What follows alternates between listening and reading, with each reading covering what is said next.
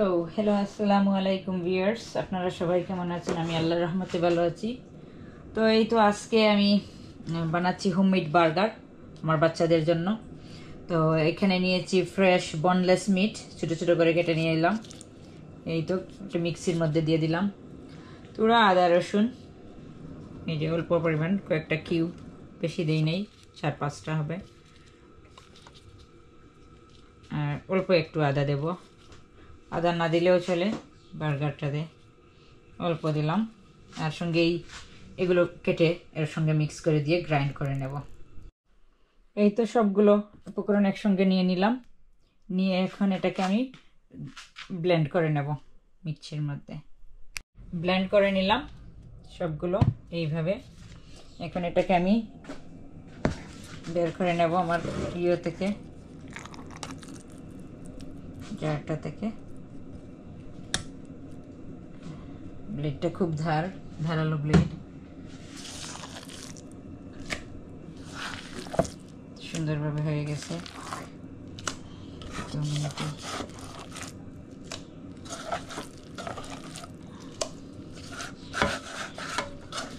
একদম বার্গারের ইয়েটা কিমাটা খুব সুন্দর হয়েছে। ফার্স্ট টাইম এই ধরনের গ্রাইন্ডারটা ইউজ করছি, তার জন্য দেখলাম খুব সুন্দরভাবেই হয়েছে। গ্রাইন্ডারটা ভালো, আমি কিন্তু এটাকে প্রমোট করতেছি না, এটা আমি ইউজ করছি এই জন্য বললাম। কোন কোম্পানির সেটাও আমি এখন বলবো না।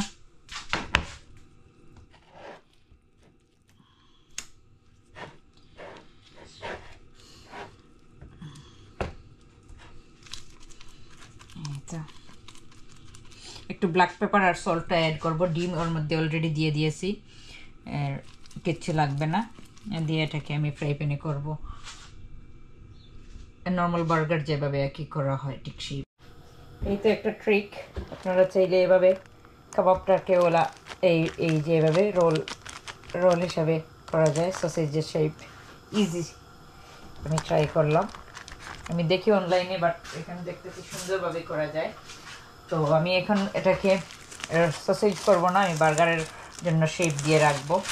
তো তার জন্য অনেকে আবার অনেক ধরনের ট্রিক ইউজ করেন। আমি এটা দিয়ে একটু এভাবে গোল করে দিয়ে একটা হাত দিয়ে এভাবে একটু প্রেস করে নেব, এই যে সুন্দরভাবে হয়ে যায়। আবার এই তো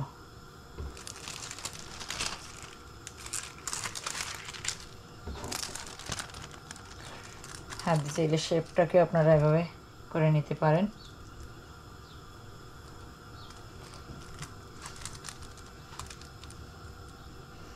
ঠিক এইভাবে আমি করে রাখবো সবগুলো, যেটাই হয়।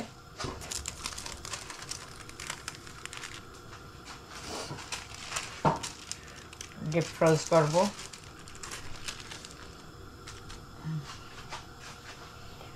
তো একে একে আমি সবগুলো এইভাবে বানিয়ে নেই, দেখা হচ্ছে।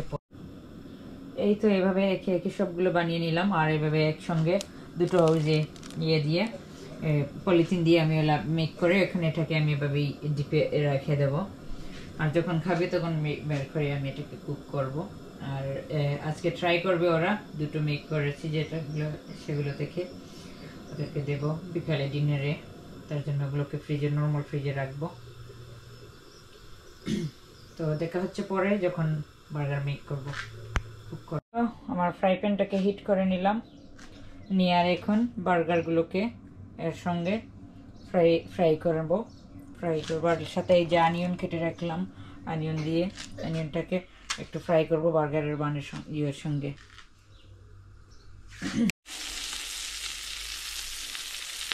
এই তো আমার মেয়ের জন্য আমি জাস্ট বার্গার অ্যান্ড দিয়ে দেবো, ওর লাগবে না,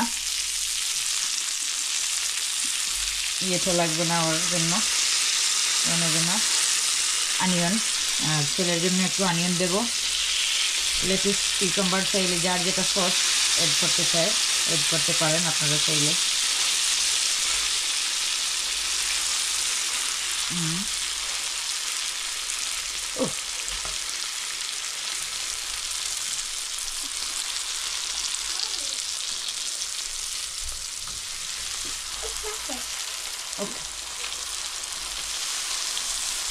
এটা একটু অনিয়নটা ভেজে নেব, ভেজে নিয়ে ছেলেটার উপর চিজ দিয়ে দেব।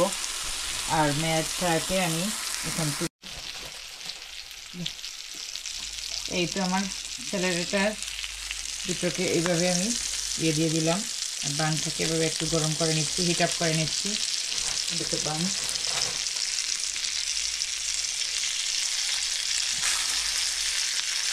টেস্ট কিন্তু একদম খুব মজার টেস্ট হয় বানটাকে একটু টোস্ট করে নিলে।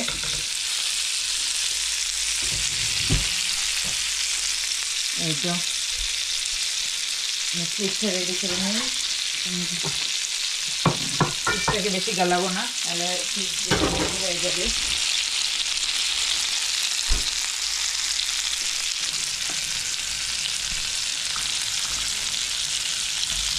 এই তো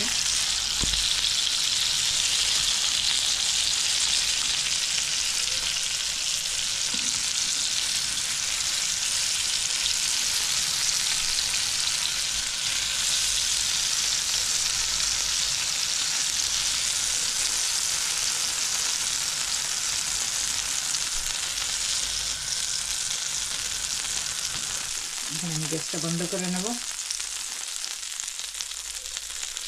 উপর দিয়ে আপনারা যদি চান এর সঙ্গে একটু সস দিয়েও খেতে পারেন, যার যেটা পছন্দ। গরম হয়ে গেছে খুব বেশি, এটাকে আমি এটার মাধ্যমে উঠিয়ে